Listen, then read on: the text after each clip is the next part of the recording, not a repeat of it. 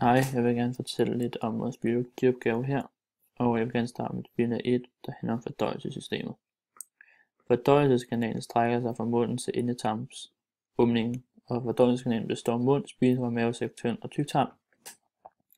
Maden omdannes under passagen igennem fordøjelseskanalen til næringsstoffer, der er nødvendige for, at organismen den kan fungere optimalt. Kroppen behøver regelmæssigt tilførsel af næringsstoffer for at kunne vokse, og for at erstatte udslidt væv til denne proteiner for at skabe energi til tusindvis af kemiske reaktioner, som foregår i kroppen konstant. Disse næringsstoffer hentes fra den mad, vi indtager, når den passerer gennem fordøjelseskanalen. Og det kan vi så se her, hvor et menneske indtager, i dette tilfælde en burger, den går ned gennem maven her, ned i vores lever, og så kører den videre ned i vores tyndtarm, blindetarm og endetarm, og det kommer så ud hernede. Hvis vi kigger på det her, så er der nogle korte stivelseskæder, som kører ned her, hele vejen ned til maltose, altså maltase og glukose, inden det havner ned i vores mave og bliver opløst. Hvis vi kigger ned på det her, billede 3, så har vi noget diabetes. Og som mange ved, så er diabetes en meget udbredt sygdom i Danmark. De fleste danskere lider af type 2, hvor ca. 150.000 har sygdommen.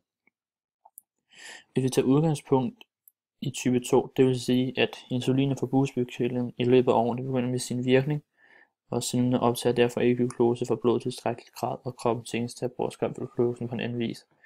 Og derfor er det vigtigt som patient, hvis man ikke er kommet i det nu, og man ved, at han har type 2 diabetes, at man kommer i behandling, så man kan udjævne de her ting, som vil komme til at ske over længere sigt med årene. Og det kan vi også se længere ned af her. Det med glukosen og insulinen, at den er forholdsvis lav her og opadgående, når man ikke er i behandling. Så har vi noget med vores sukkerindtag, og der har vi noget her. Og her i Danmark, så er vores børn, de har en rekord i at spise slik, når det gælder fredagsvæk, fødselsdag, fester, ferie osv. osv. Og energiforsen indgiver, hvor stor en del, som vi ser her på det her skema, udgør en total energiindtag, og sundhedsmyndighederne anbefaler, at sukker maksimalt udgør 10% til daglig energiindtag. Og det er så her, hvor vi ser børn og unge i den her. Hvor i 95 lå den på 23, og i 2001 lå på 20. Så det går meget op og ned i årene, hvor vi ligger hen generelt.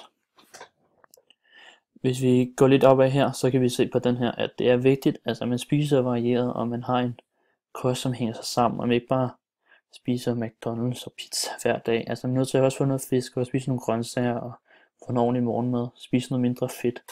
Generelt bare få lidt mere styr på det, så man ikke bliver syg, og man får nogle sygdomme, som bliver svære at slippe af med generelt, ikke? Og hvis jeg kigger hernede, så har vi noget med noget BMI, hvor vi kan se, hvor vigtigt det er generelt, at det der body mass index, det er i orden. Og vi ikke bare kører det ud af nu, sådan lige stopper og tænker, hvad er det egentlig, jeg er gang i her? Altså det er altså vigtigt. Og så er det det der med risikofaktorer for forskellige sygdomme for personer med sværvægt, som BMI over 30, i forhold til normalt vigtigt BMI 18,5 til 25.